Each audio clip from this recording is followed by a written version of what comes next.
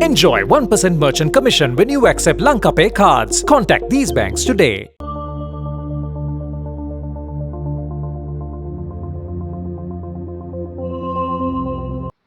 That for the celebration of Christmas this year, since the situation in our country is so precarious and that the families, a large number of families are without proper sustenance, because recently we saw a survey where they said that for a family of 4, that means father, mother, 2 children, to have their daily meals, the 3 meals a day, it will cost them 120,000 rupees a month. Whereas the highest point of earning for a family is maximum about 80,000. So with that kind of money, they cannot sustain even the meals, let alone schooling of the children, payment for electricity, water supply, payment for gas, all these other extra things, they are unable to sustain. And therefore there is a lot of borrowing going on all the time. Even mortgaging one's silver and gold and borrowing. So that a lot of people are in dire stress. It is a situation which we cannot ignore when we are celebrating Christmas, because Jesus Christ is a symbol of a person who was born in poverty. We know that Jesus was born in a manger in Bethlehem in a cold night, and he had nothing much to wrap himself around. He had no warmth of a fireplace.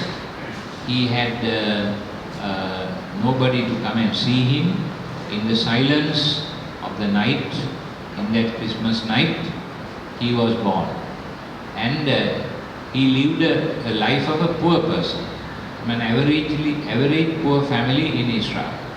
And he lived that life, the life of giving up everything, a life of a poor man, a mendicant who walked the streets of Israel, who had a group of disciples who went behind him, and they just had enough to eat and enough to sustain themselves.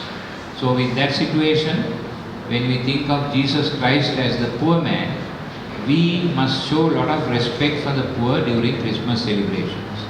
Therefore, I urge my Catholic friends and all the other Christians, as well as other people of goodwill, that if you can share your Christmas this year, given the precarious situation of the country and of the people, with the poor in your neighborhood or in your parish or in your surroundings, as much as possible, cut down on unnecessary expenditure, decorations, gifts and other things. We are not saying don't give gifts, but do not waste. Cut down on such expenditure as much as possible, those who can, and then let them invite the poor to share a meal with them on that particular day. In fact, I am advising all my priests in the Diocese of Colombo to organize feeding programs for the poor on Christmas Day. So, parish priests and others are cordially invited to organize feeding the poor on that particular feast day. And I myself will be participating in such a feeding program, and I would share my meals also with them on the Christmas Day, so that we share our meals in fraternity with those who suffer hunger. So this is a special appeal I am making to all.